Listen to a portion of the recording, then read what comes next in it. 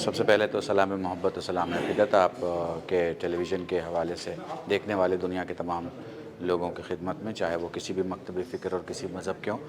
As far as this book is concern, اور اس میں جو میرا خطاب ہے لوگوں کے لیے، وہ اس بات کو کلیئر کرتا ہے کہ یہ مجھے نہیں پتا کس کی سیاست ہے اور اس سیاست کے رچنے والے کون لوگ رہے، لیکن بھولا بھالا مسلمان اس سیاست کا اگر کہیں شکار ہوا ہے اور کہیں اس کو کہیں غلط فہمی ہے، تو ہم اس بات کو کلیئر کر دیں کہ اس پورے عربی میں آئے ہوئے جملے کا حدیث پیغمبر سے کوئی تعلق نہیں ہے. اور میں تو سمجھتا ہوں کہ حدیث لفظ بھی ان جملوں کے ساتھ استعمال کرنا غلط ہے، کیونکہ وہ جو رحمت للعالمین ہے، جس کی سواریوں سے اتحاد کا میسج گیا ہے، اس کے دین سے ہم کسی مخلوق خدا کو تکلیف پہنچانے کا پلان اور اس پلان کی بات کیسے کر سکتے ہیں. مجھے لگتا ہے بہت صاف ستھرے الفاظ میں یہ کلیئر. بہت شکریہ. آپ کی کیا رائے ہے اس بارے میں؟ ہم کون ہوتے ہیں رائے دینے والے؟ ہمارے پیغمبر نے ہی جو رائے دی ہے وہی رائے دین کی رائے ہے، اور اسی رائے پہ چلنے والے ہم لوگ ہیں. اور دین میں پیغمبر نے جو کہا ہے وہ یہی ہے، الاطاعۃ للہ یہ آدھا اسلام ہے، وہ شفقۃ للمخلوق یہ پورا اسلام ہے. یعنی اللہ کی اطاعت سے نصف اسلام مکمل ہوتا ہے، اور مخلوق خدا سے محبت پہ نصف اسلام مکمل ہوتا ہے. یعنی پورا اسلام اگر مکمل ہے تو وہ ان دو چیزوں سے مکمل ہے. بہت شکریہ. میں نے یہ غزوۃ الہند پہ یہ ایک ریسرچ پیپر ہے، اور یہ ہم نے لکھا ہے.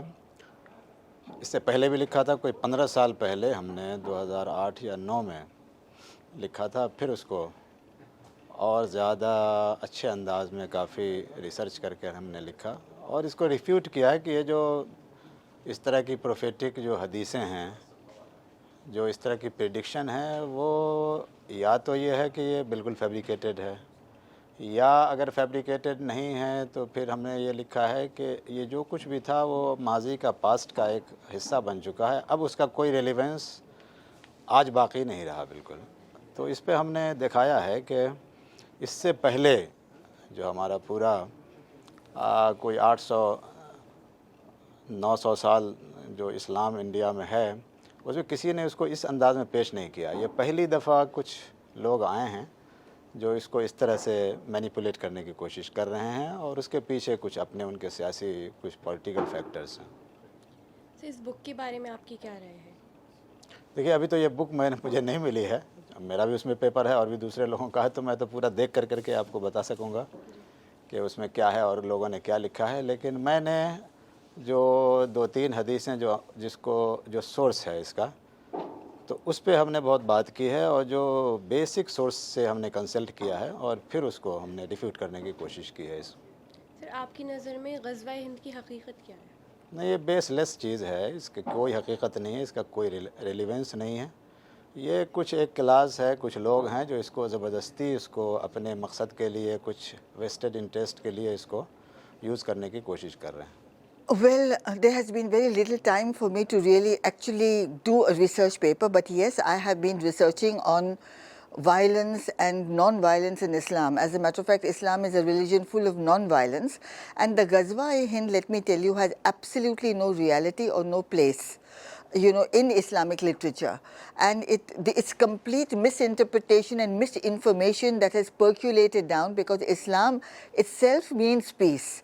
And the Prophet Muhammad sallallahu alaihi wasallam, may peace be upon him, was the most peaceful person who has propagated born in the midst of violence within Arabia and, the two superpowers of Persia and Rome that were, quarreling at the time when he was born.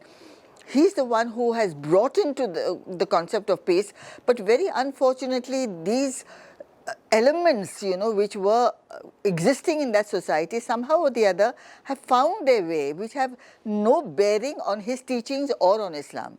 So I think this entire theory is nefarious. It has to be thrown out of the window, and it deserves no intellectual consideration in that sense of the word, because it spells, it speaks of violence. What do you mean by Gazwa-e-Hind?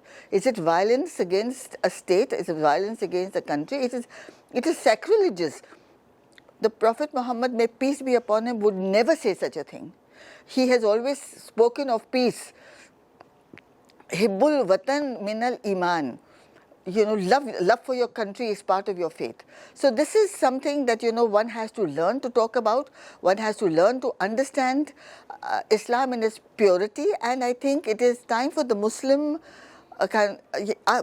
in India, we Muslims in India, to stand up for what we believe to be the right, to interpret Islam in its true values and understand it and spread it in that way. So these kind of, fatwas are completely non-acceptable.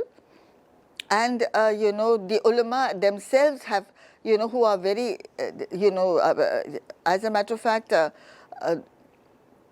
Devband, the seminary of Devband is a very respected place where people learn Islamic studies. So these kind of, approaches and attitudes and these kind of dictums or, whatever has crept in has to be removed by them. So ma'am, what are your thoughts about this book?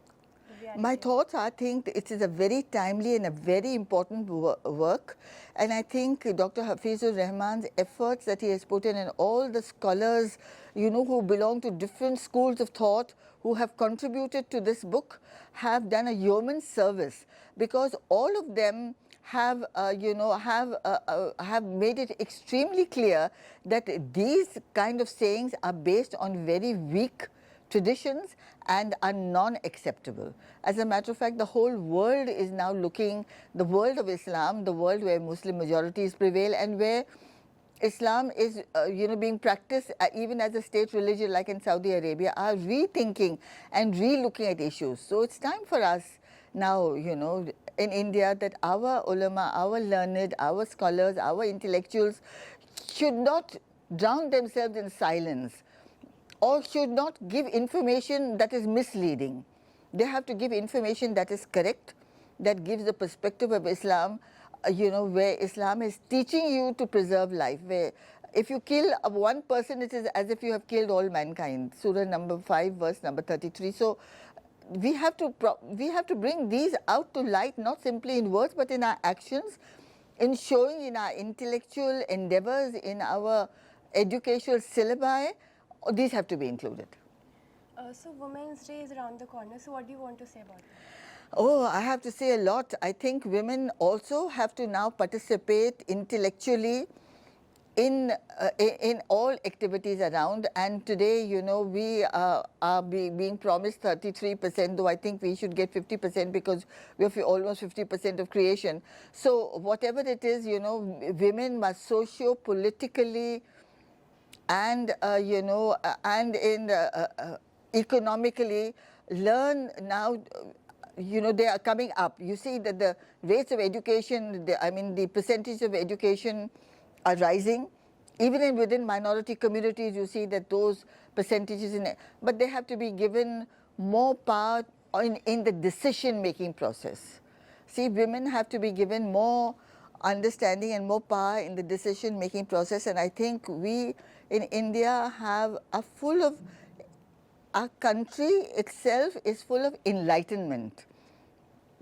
We are an ancient civilization with so many cultures, so many thoughts, so many religions, so many understandings that have contributed, and we are a liberal democracy. So, and we are now moving towards being a superpower in the world. And I think our women are doing well, but they should do better, and they should get more positions. They should definitely get more positions in the decision-making process. And there's only one thing that I would want to tell my sisters, that, that we have also to be part of not only nation building, but also the peace processes. To put our right hand forward and put our right foot forward towards the processes of peace, of coexistence, of understanding each other, of living, with love and happiness. देखिए, जो book आज release होने जा रही है, जिसका नाम है उर्दू में क्या है ग़ज़वा हिंद की हकीकत, इसी तरह ये हिंदी में भी है, انگریزی میں اس کا نام ہے what is the reality of غزوہ ہند۔ یہ ایک ایسا ٹاپک ہے جو ایک زمانے سے اس پر ڈیبیٹ کیا جا رہا ہے۔ اس کی سچائی میں جانے کی کوشش اسکالرز نے بہت کم کی ہے۔ یہ پہلا موقع ہے کہ اس ٹاپک پر خسرو فاؤنڈیشن نے ایک ایسا ڈاکومنٹ تیار کرنے کی کوشش کی کہ ہم نے دیش کے جانے مانے اسکالرز سے رابطہ کیا۔ اس میں 8 ایسیز ہیں، ریسرچ ایسیز اسکالرز کے، جس میں ڈیفرنٹ اسکول آف تھاٹ کے لوگ ہیں۔ شیعہ اسکالر کے روپ میں اس میں مولانا کلب رشید رضوی صاحب کا ہے، سہارنپور کے پروڈکٹ مفتی اطہر شمشی صاحب کا اس میں ایسے ہے، ہمدرد یونیورسٹی میں اسلامک اسٹڈیز کے اسسٹنٹ پروفیسر اور دیوبند کے پروڈکٹ ڈاکٹر وارث مظہری صاحب کا ایسے ہے، ایک بہت ہی انڈیپینڈنٹ اسکالر اور ماڈریٹ تھنکر انجینئر اے فیض الرحمان صاحب چنئی کا اس کے اندر ایک ایسے ہے، اسلامک آرکیٹیکٹ میں پی ایچ ڈی یو کے سے ڈاکٹر روچیکا اروڑا صاحبہ کا اس میں ہے، الازہر یونیورسٹی کیرو سے پڑھے ہوئے اسلامک اسکالر عبد المعید اظہری صاحب کا اس میں ایسے ہے، اور خود ایک ایسے اس میں میرا ہے۔ تو ہم نے یہ کوشش کی، جب ہم نے ریسرچ کی اور ان حدیثوں کو جاننے کی کوشش کی تو سراسر اس کو ان اوتھینٹک پایا، ارریلیونٹ، اس لیے کہ غزوہ اسی کو کہتے ہیں جو پروفٹ کی زندگی میں ہو، جس میں نبی کریم صلی اللہ علیہ وسلم خود شامل ہوئے ہوں، چاہے جنگ ہوئی ہو یا نہ ہوئی ہو۔ جس طرح غزوہ خندق اور غزوہ تبوک میں جنگ نہیں ہوئی، اور جگہ بیٹل ہوئی، ان کو کامیابی ملی، تو اولاً تو کوئی بھی غزوہ نبی کی زندگی کے بعد ہو ہی نہیں سکتا۔ یہ مس کوٹنگ اور ایکسٹریمسٹ ایجنسیز کے ذریعے پھیلایا گیا ایسا جھوٹ ہے جو بنگلہ دیش کو لوز کرنے کے بعد 1971 کے بعد بہت تیزی سے بارڈر پہ ٹیررزم کو بڑھانے کے لیے، کشمیر میں ڈسٹربنس بڑھانے کے لیے پاکستان اور پاکستان کے ڈاکٹر اسرار احمد جیسے بہت سارے اسکالرز نے اس کی وکالت کی۔ رہی بات اس حدیث کی، تو جو 6 صحاح ستہ جن کو ہم کہتے ہیں حدیث کی صحیح کتابیں ہیں، ان میں سب سے زیادہ جو اوپر مقام ہے وہ بخاری اور مسلم شریف کا ہے، ان میں یہ حدیث نہیں ہے، ابو داؤد میں یہ حدیث نہیں ہے، ابن ماجہ میں یہ حدیث نہیں ہے، صرف ایک سنن نسائی اور مسند احمد، امام احمد ابن حنبل میں یہ حدیث ہے۔ اس پر حدیث کے جو سب سے بڑے 20ویں صدی کے اسکالر علامہ البانی ہیں، وہ ابو ہریرہ صاحب کی جو روایت ہیں انہیں تو سراسر ضعیف مانتے ہیں، اور صوبان کی روایت میں یہ قول ہے کچھ کا جنہوں نے اس کو صحیح بھی مانا ہے، ان کا کہنا یہ ہے کہ اس سے مراد حضرت عثمان اور حضرت عمر کے دور میں ٹریڈرز کی وہ پیسفل آمد ہے جو تبلیغ کے لیے آئے، اس لیے کہ نبی کی زندگی کے بعد 30 سال تک ہی اسلامک گورنمنٹ رہی، پھر منارکی آ گئی۔ اب نبی کے گزرنے کے 30 سال کے بعد جتنی بھی گورنمنٹ ہو دنیا میں کہیں بھی، چاہے وہ مسلم دیش ہو یا اسلامک راشٹر اپنے آپ کو کہتا ہو، کہیں سب منارکیل اسٹیٹ ہیں۔ اور جن لوگوں نے اٹیک کیا، اور خوبصورتی کی بات یہ ہے کہ ہندوستان میں جتنے بھی انویڈر نے اٹیک کیا وہ اپنے ساتھ عالموں کو بھی لائے، صوفیوں کو بھی لائے، لیکن کسی عالم، کسی صوفی نے غزوہ ہند کی حدیث کا ذکر نہیں کیا، کسی نے ان کی جنگ کو اسلامک جنگ یا غزوہ نہیں کہا۔ تو یہ صرف اور صرف پچھلے 50 سالوں میں گڑھا گیا نریٹو ہے جس میں حدیث کو سراسر مس کوٹ کیا گیا ہے۔ اس لیے جس جنگ میں نبی خود شریک رہے اسے ہم غزوہ کہتے ہیں، اور نبی کے شریک جس میں نہیں رہے اسے ہم شرایا کہتے ہیں۔ اس لیے کوئی بھی غزوہ ان فیوچر ہونے والا نہیں ہے، اور اسلامک اسکیٹولوجی اور اسلامک لٹریچر میں اس کی کوئی گنجائش نہیں ہے۔ لہٰذا ہم امید کرتے ہیں کہ آج اس بک کے ریلیز ہونے کے بعد جو 3 زبانوں میں اردو، ہندی، انگریزی میں ہے خسرو فاؤنڈیشن کی، اس ڈسکشن اور ڈیبیٹ پر بھی ویرام لگے گا، میڈیا میں بھی صحیح نریٹو جائے گا، اسکالرز کو بھی صحیح بات پتہ لگے گی۔